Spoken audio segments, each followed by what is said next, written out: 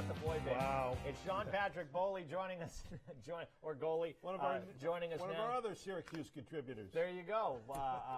From Game Time CT, from the what is it? Your podcast, The Long Pole. The Long Stick The Long podcast Stick we do every Thursday. Nice. Comes out Thursday afternoon. Nice, very Welcome. good. So, all right, let's just get right into it. Let's get through 10 numbers. What do you got? 6 through 10. The poll that came out today, very, very small changes in it. Just kind of same teams, just flip-flopping a little bit. You got Staples moving up and trading places with Glastonbury, and then no tie. Guilford dropping to 10. Yeah, Glastonbury beat Staples though. I don't know how That they was how they early in figured the that year, out. right? Yeah, you know. Staples just got hammered too. I know the poll came out, but yesterday. And Glastonbury, New Fairfield. and they lost to New Fairfield, which is really good. Yeah. We saw them against New Fairfield handled Staples and Glastonbury. I think Glastonbury deserves to be still there in 6, but hey, you know, what can you do?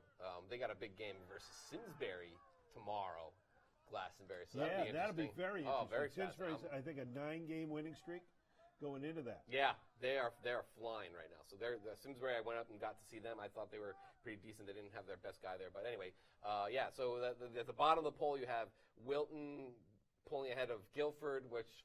Whatever. At that point. Yeah, at that point, whatever. I mean, you know, and then Weston, which had a big win over Hand.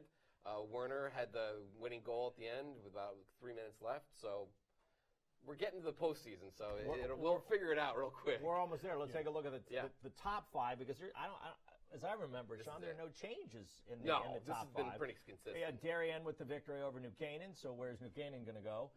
They're going to follow Prep because they beat Prep up, and Ridgefield and New Canaan don't play.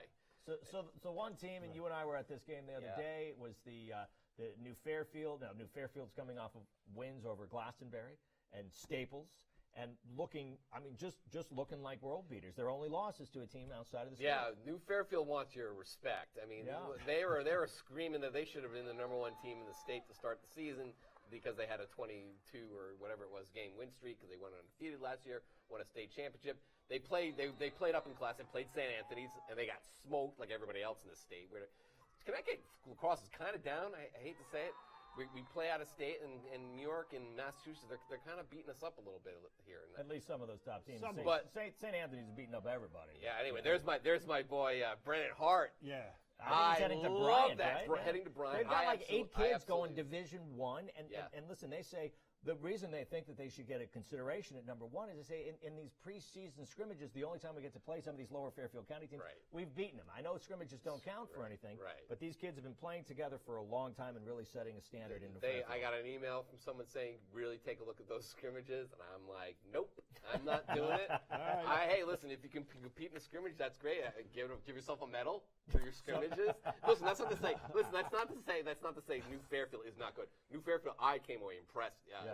They can score. They love getting up the field real quick. And Hart is just he's a big boy in goal. You saw him, but you saw that split, cat-like reflexes from that kid. Terrific. That split. I mean, he was a ballerina out there. The kid's great. He's got a big grin on his face. They all kind of rally around. He gets them fired up.